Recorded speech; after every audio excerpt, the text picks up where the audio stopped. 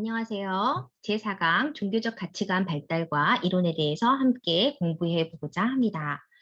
자, 공부를 시작하기 전에 날씨가 많이 추워졌죠? 갑자기 추워져서 그런지 더 체감 온도는 떨어지는 것 같습니다. 이렇게 움츠러드는 그 몸을 좀 기지개를 펴시고 우리는 열심히 공부하겠다는 확고열을 가지고 또 열정을 불태우면서 오늘 공부를 한번 시작해 보고자 합니다. 종교적 가치관 발달에는 대표적인 인물이 바로 제임스 파울러입니다.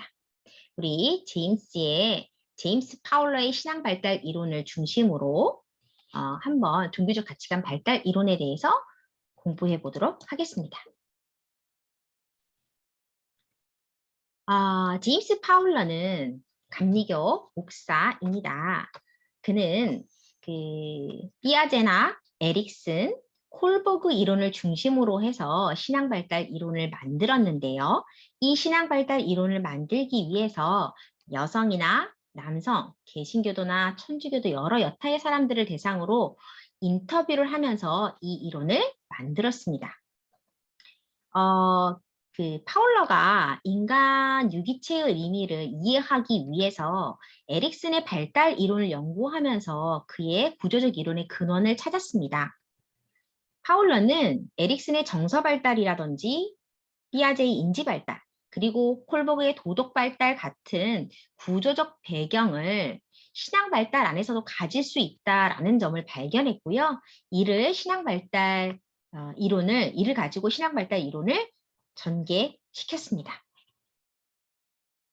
파울러의 신앙 발달 이론을 이해하는데 구조적 발달 이론 차원에서 이해하려고 할 때 가장 기본적인 범주가 되는 것이 바로 신앙이라는 개념입니다. 그에게 있어서 신앙이라고 하는 것은 나는 신뢰한다라는 의미인데요. 다시 말해서 신앙 안에서 어떤 대상을 신뢰하는 것을 의미하고 그 대상에게 충성을 표한다라는 뜻을 의미합니다.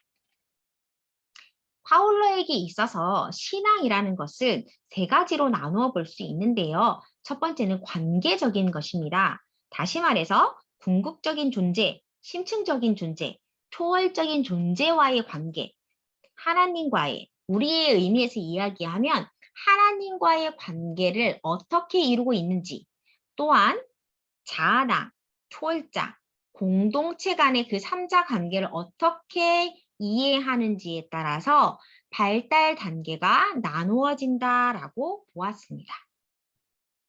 두 번째, 제임스 파울러는 신앙은 외적인 구조와 내적인 구조를 가지고 있는데 외적인 구조는 상호 관계성이라고 보았어요. 상호 관계성이라고 하는 것은 세계 보전을 의미합니다. 그러니까 초월자와 개인이 인간의 공동체 안에서 서로 간의 인격적인 상호 관계를 유지하면서 관계성을 유지하면서 나아간다. 이 관계성을 유지하기 위해선 신앙이 필요하다라고 보았다는 것입니다. 세 번째는 내적인 구조인데요. 이것은 신앙을 인식하는, 어떻게 신앙을 인식하느냐의 의미입니다. 궁극적인 존재를 어떻게 인식하고 자신의 삶에서 어떤 영향을 주고 사느냐라는 것이에요. 이 부분에 대해서는 제임스 파울러는 피아제의 인지발달 이론을 근거로 형성을 해서 구조적으로 이것이 가능하다라고 보았습니다. 인지발달에 따라서 초월자를 어떻게 인식하고 있고 인식한 초월자가 나에게 어떤 삶에 영향을 주는지를 보고 있는 것이죠. 이것을 바로 신앙을 통한 내적 구조라고 보았습니다. 이 세 가지가 신앙 안에서 중요한 개념이다라고 보았습니다. 그러면 다음 파울러의 신앙의 구성 요소, 신앙이 어떤 것을 구성하고 있느냐라는 것을 살펴보도록 하겠습니다. 첫 번째는 피아제의 인지발달 이론에서 영향을 참 많이 받은 건데요. 파울러는 신앙 안에서 논리의 형태가 신앙의 의미를 추구하는 행위, 그러니까 신앙이 무엇인지를 추구하는 행위, 사고, 이 어떤 사고 틀을 가지고 신앙의 의미를 보느냐를 이해한다고 보았습니다. 그래서 인지발달 이론을 굉장히 영향을 많이 받았다는 것이고요.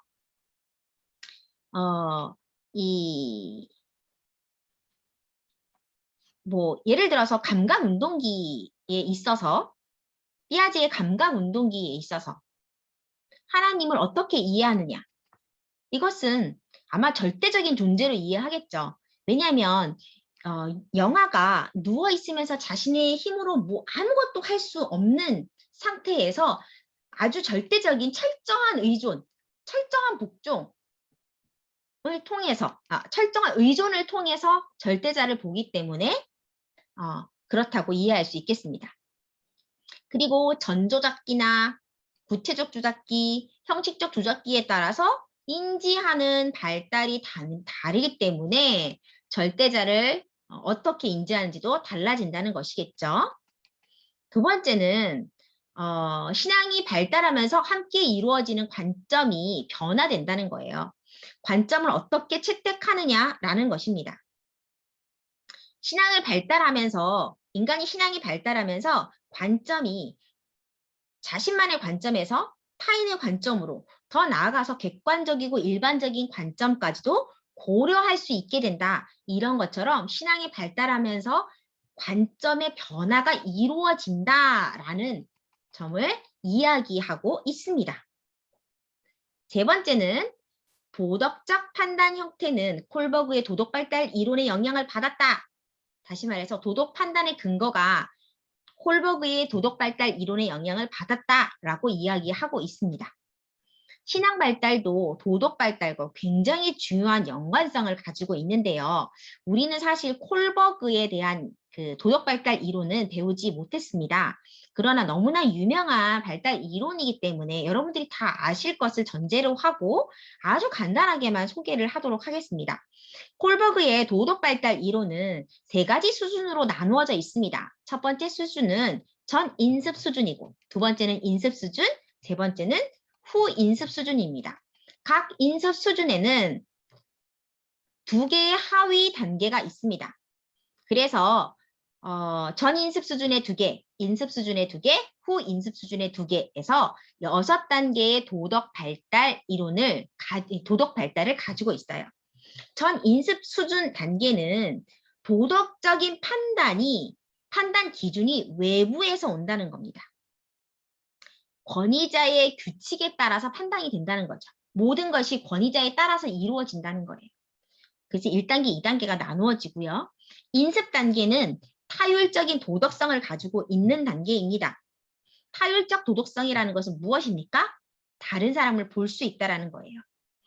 결과에 상관없이 가족이나 사회의 규칙, 또 다른 사람의 관점을 받아들이는 것을 통해서 도덕 발달, 그러니까 도덕 판단 근거가 된다는 겁니다.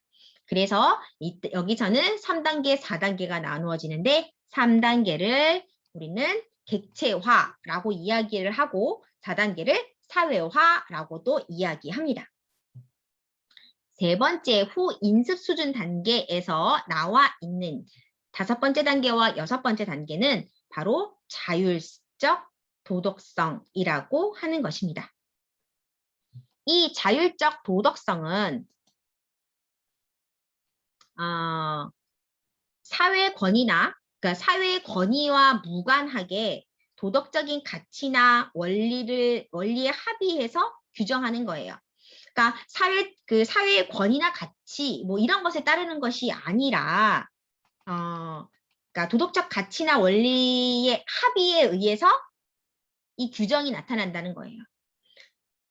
조금 더 쉽게 얘기하면 일반적으로 우리가 통용화되고 있는 것들. 그래서 5번째가 일반화라고 이야기를 하고요. 6번째는 보편화, 궁극화, 보편화적인 단계다라고 이야기하고 있습니다. 물론 도덕 발달에서는 이 보편화 단계까지 간 사람이 흔치 않다고도 이야기를 해요. 그러나 우리 갈 수 있는 단계다라고도 설명하고 있고 이 도덕적 판단 근거가 신앙 발달에 상당한 영향을 미치고 있다라는 것을 많은 연구를 통해서 이미 우리는 알고 있습니다. 네 번째 단계는 무엇이냐면 관계적 신앙을 전제로 하고 있는 사회의식 테두리라는 거예요. 이것은 뭐냐면 신앙은 관계적이기 때문에 신앙을 형성함에 있어서 그 신앙을 둘러싸고 있는 사람들의 구성된 테두리가 있다라는 것이고요. 그 테두리가 확장되면 확장될수록, 다시 말해서 발달하면 발달될수록 새로운 의미로 해석이 된다라는 거예요. 좀 더 쉬운 얘기로 사회적 관계가 확장됨에 따라 신앙도 발달한다라는 거죠. 우리의 관점이 시각이 점점 거시적으로 된다라고 이해하시면 조금 더 쉬울 것 같습니다. 다섯 번째는 그 판단 근거가 되는 권위 장소예요. 이것이 바로 무엇이냐? 자신의 판단에 대해 의미를 부여하는 장소, 위치를 이야기합니다. 의미 있는 장소, 권위 있는 장소가 바로 판단의 근거가 되는 그곳이 어디냐에 따라서 나누어진다고 되는 것이겠죠. 뭐 이것은 꼭 물리적인 장소일 뿐만 아니라 자신의 뭐 제도, 경험 이런 것들이 다 포함이 되겠습니다. 여섯 번째는 궁극적인 환경이라고 부르는 세계관의 형태입니다. 개인이 처해 있는 포괄적인 삶의 테두리 또는 의미의 영역을 이야기하는데요. 말 그대로 세계를 어떻게 이해하는지 전체적인 관점이 어떻게 되냐에 따라서 신앙 발달이 이루어진다라고 보는 것입니다. 파울러의 신앙 발달을 구성하고 있는 마지막 단계는 상징적인 기능이에요. 우리가 신앙이라고 하는 부분에서는 경험이나 논리의 영역으로 수용할 수 없는 부분들이 분명히 있죠. 무의식적이고 감성적인 부분을 가지고 있는데 그 부분을 아마 상징이 굉장히 많이 차지하고 표현하고 있을 겁니다. 그러나 이 상징에 대해서 우리의 반응이나 혹은 이해가 어떻게 되는지, 이 상징이 어떤 기능을 하고 있는지에 따라서 발달 단계가 달리 나타난다라고 보는 것이었습니다. 따라서 파울러에게 있어서 신앙 발달이란 이 7가지 요소, 첫 번째는 논리 형태, 사고 틀이 어떻게 이루어지는지, 또 두 번째는 어떠한 관점을 가지고 있는지, 또 어떠한 도덕적인 판단의 근거를 가지고 있는지, 사회적 테두리는 어떻게 되는지, 어떠한 판단 근거를 가지고 있는지, 궁극적인 환경이 어떻게 궁극적인 환경, 세계관을 이해하고 있는지, 또 상징에 대해서 어떻게 반응하고 이해하는지에 따라서 이런 7가지 요소들이 유기체적인 관련을 맺으며 함께 질적인 아예 다른 변화를 이룬다는 거예요. 이것이 단계에 이루어서 다 이렇게 단계를 밟는다는 것이 아니라 이런 것들이 질적으로 믹싱돼서 아주 새로운 발달 단계를 나타낸다라고 이야기하고 있습니다. 이것이 파울러의 신앙의 구성 요소인데요. 파울러의 신앙 단계는 앞전에도 이야기했듯이 에릭슨이나 삐아제, 콜버그의 영향을 상당히 많이 받았고 특히 구조적인 영향을 많이 받았습니다. 우리가 3강 시간에 삐아제의 인지발달 이론에 대해서 배웠다고 하면 이제는 우리 에릭슨의 심리사회 발달 이론에 대해서 잠깐 먼저 배워보도록 하겠습니다. 우리 콜버그의 도덕 발달 이론에 대해서 잠깐 언급했지만 우리 에릭슨은 그 전생에 걸쳐서 이야기하는 개념들이 나와 있기 때문에 조금 더 연관성이 깊고 구조적인 영향을 많이 받았습니다. 이런 부분에 대해서 에릭슨의 우리 심리사회 발달 이론에 대해서 간단하게 살펴보도록 하겠습니다. 오타가 났습니다. 에릭슨이 아니고 에릭슨이죠. 에릭슨의 심리사회 발달 이론입니다. 에릭슨의 심리사회 발달 이론은 인간의 유전적인 기질을 바탕으로 해서 사회적 환경과 인간이 상호작용하면서 8단계의 발달 단계를 거친다고 본 것이 에릭슨의 심리사회 발달 이론입니다. 에릭슨의 심리사회 발달 이론은 인간의 특정 목적을 가지고 태어났고 이 목적을 성공적으로 이루면, 발달하면, 완수하면 발달이 이루어진다라는 후성설을 기본으로 하고 있습니다. 프로이드 이론과 에릭슨의 이론의 결정적인 차이가 무엇이냐라고 본다면 프로이드는 발달이 청소년기까지 이루어진다고 봤어요. 그러나 에릭슨은 발달이 전생에 걸쳐서 이루어진다고 보았습니다. 우리는 지금 전생의 발달 이론을 보고 있죠. 그런 의미에서 에릭슨의 발달 이론이 우리에게 조금 더 의미 있게 와 닿을 것 같은데요. 에릭슨은 청소년 이후에도 초기 성인기, 중년기, 노년기에 이루어서 전생에서 발달이 이루어지고 있다라고 보고 있습니다. 앞전에도 이야기했듯이 지금 요즘의 발달 이론들은 한 단계 안에서 머물러지고 끝나는 것이 아니라 지금 죽을 때까지도 계속 발달을 하고 있고 쇠퇴하고 있고 라는 것들을 계속해서 반복하고 있다는 개념을 본다면 이 에릭슨의 이론이 얼마나 위대한지 우리가 이해할 수 있을 겁니다. 에릭슨은 각 단계의 과업을 성공적으로 완수하면 정상적이고 건강한 개인으로 발달한다고 보았고요. 각 단계에서 과업 수행에 실패하게 되면 각 단계에 관련된 정신적인 결함을 가지게 된다고 이야기를 했습니다.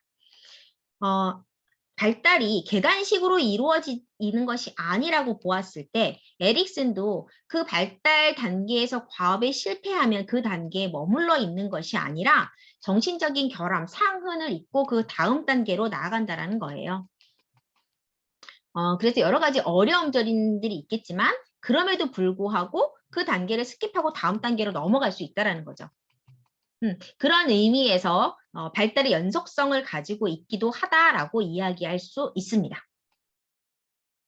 에릭슨은 각 발달 단계의 발달 과업이 정해져 있다고 보았고요. 이를 해결하여 핵심적인 가치를 달성했는지 달성하지 못했는지의 발달의 여부에 따라서 발달 정도를 판단할 수 있다고 보았습니다.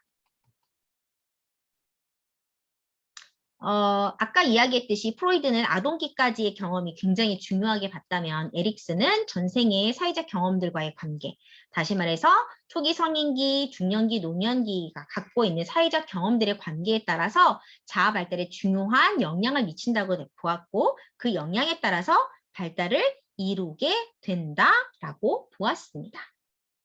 자, 그러면 에릭슨의 심리사회 발달 이론에 대해서 조금 더 구체적으로 살펴보도록 하겠습니다. 에릭슨의 심리사회 발달 단계는 보이는 그림과 같이 8가지의 8단계를 나누고 있고 이 8단계는 사회적 상호작용에 따라서 나누어져 있습니다. 자, 첫 번째는 신뢰 대 불신의 단계입니다. 신뢰 대 불신의 단계는 태어나서부터 생후 1년까지의 단계이고요. 자신이 원하는 것을 얻고 안전한 곳에 살고 있다는 것을 경험하게 되면 아기는 신뢰를 하게 되죠. 아기가 태어나서 아무것도 스스로 할 수 없는 무력한 상태에서 앙앙앙 배고파요 라고 울었을 때 양육자가 그거에 대해서 반응을 하며 아이에게 젖을 주고 우유를 주었다면 굉장히 신뢰롭겠죠. 아기가 기저귀가 젖어서 차갑고 불편해요 앙앙앙 울었을 때 양육자가 무엇이 불편한지 알아차리고 그거에 상응하는 대처를 해줬을 때 굉장히 신뢰로운 사회다. 신뢰로운 곳이네. 세상은 살만한 곳이야 라고 신뢰하게 되겠지만 아이가 아무리 운다고 하더라도 양육자가 제대로 반응하지 않는다면 아이는 세상은 참 살만한 곳이 못 되네. 믿을 만한 곳이 못 되네 라고 생각하겠죠. 그래서 불신하게 된다는 거예요. 이런 개념을 보면 이 첫 번째 단계에서 신뢰가 신앙 발달에 어떤 영향을 주는지 우리가 이해할 수 있을 거예요. 그래서 대상관계 이론에서도 0세에서 3세까지를 굉장히 중요하게 보는 이유가 바로 여기에도 있습니다. 그 대상과의 관계가 신뢰롭게 잘 형성이 되고 건강한 애착 관계가 형성이 된다면 신앙 발달의 신뢰를 가장 기본 베이스가 되는 절대적인 존재에 대해서 신뢰를 하게 되겠죠.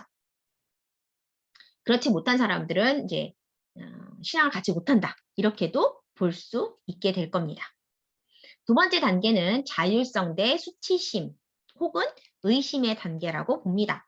이 단계는 1세부터 2세 혹은 3세까지의 발달 단계라고 이야기를 하는데요. 이 단계는 어떤 단계냐면 이제 한참 걸음마를 하고 이게 뭐 기어다니고 걸음마를 하고 짚고 일어서고 만지고 탐색하고 하는 이런 단계죠. 모든 것을 입으로 넣었다가 손으로 만지기도 하고 뭐 이러면서 모든 것들을 탐색하고 탐험하는 이 단계에서 부모가 충분히 탐색할 수 있도록 경험할 수 있도록 해주면 아이가 성취감을 느끼면서 자율성을 획득하지만 지나치게 통제하거나 혼내거나 겁을 주면 수치심과 의심이 든다고 해요. 그러나 뭐 된다 안 된다는 확실하게 있어야겠지만 아이에게 얼마나 자율성이 중요한지 라는 것들을 우리가 배울 수 있고요. 또한 이 시기에는 배변 활동을 배우는 시기이죠. 이 배변 활동을 배우는 시기에 건강하게 배변 활동에 성공하게 되면 성취감을 느끼고 자율성을 느끼는 반면에 배변 활동이 실패했을 때 꾸지람을 주거나 혼을 내거나 지적하거나 이렇게 그 질타하거나 눈치를 주거나 하게 되면 굉장한 수치심과 의심을 가지게 된다고 합니다. 우리가 일반적으로 봤을 때 신앙 안에서 하나님을 굉장히 많이 의심한다 라고 생각한다고 하면 내가 이 시기에 그 과업을 제대로 수행하지 못했나? 라고도 생각해 볼 수 있게 되는 거겠죠. 자, 다음 단계는 그 세 번째가 주도성 대 죄의식의 단계입니다. 이 주도성과 죄의식의 단계에는 2세부터 3세부터 5세경이라고 이야기를 하는데요. 이 시기에는 또래들과 경쟁하면서 아이들이 주도성을 배우는 때예요. 무언가 리드하고 자신들이 스스로 할 수 있는 것, 그런 것들을 획득해내게 되고 스스로 하면서 성취감을 많이 느끼면서 주도성을 가지게 되고요. 그러지 못하게 되면 죄책감을 가지게 됩니다. 이 시기가 프로이드로 보면 웨디푸스 컴플렉스 시기이겠죠. 웨디푸스 컴플렉스 시기에는 동성 부모에 대해서 경쟁의식을 가지고 그를 미워하고 처벌하려고 하는 데에서 오는 죄의식, 죄책감을 낳을 수 있다는 것과 연결지어서 우리가 생각해 볼 수 있습니다. 네 번째는 금연성 대 열등감 이 단계인데요. 금연성 대 열등감을 갖는 단계는 바로 학령기, 아동기의 시기입니다. 이 시기에는 노력한 만큼 결과를 얻게 되는 시기이고 그렇지 못하게 되면 열등감을 얻게 되죠. 초등학교에 입학하면서 아이들이 열심히 노력하는 것을 통해서 성취감을 맛보게 돼요. 그러니까 그 근면성실하게 무언가를 스텝 바이 스텝으로 하게 되면 성취감을 맛보게 됩니다. 그리고 자신이 노력한 만큼 결과를 얻게 되는 경우들이 많죠. 그러나 그러지 못하게 되면 주변 또래 집단에 비해서 본인이 뒤떨어진다고 생각하고 비교하여 열등감을 가지게 됩니다. 다섯 번째 단계는 정체성 대 혼돈이고요. 우리 프로이드는 금전성 대 열등감까지를 주로 보았다면 우리 이제 나아가서 그 청소년기 얘는 에릭슨은 굉장히 이 시기를 중요하게 보았습니다. 이 정체성 대 혼돈 이 시기에는 내가 누구인지 또 사회에서 어떤 역할을 할 수 있는지에 대한 개념을 형성하면서 건강한 정체성이 만들어지는 시기이지만 그것들이 제대로 만들어지지 못하면 혼돈 속에서 굉장히 혼란을 겪게 되고요. 부정적인 정서로 큰 괴로움을 얻게 됩니다. 에릭슨은 이 시기에 중요한 두 가지 과제가 있다고 보았습니다. 그 과제가 무엇이냐면 소속할 수 있는 소속감과 탐색할 수 있는 능력, 용기예요. 이 소속감과 탐색이 반드시 있어야 되는데요. 이 두 가지를 다 동시에 잘 성공적으로 이룬다면 정체성을 형성하는데 그렇지 못한다면 어려움을 느낀다는 것입니다. 어떤 어려움이라면 만약에 소속감만 있고 탐색할 용기가 없다면 그 정체성이 형성이 조기 마감될 우려가 있어요.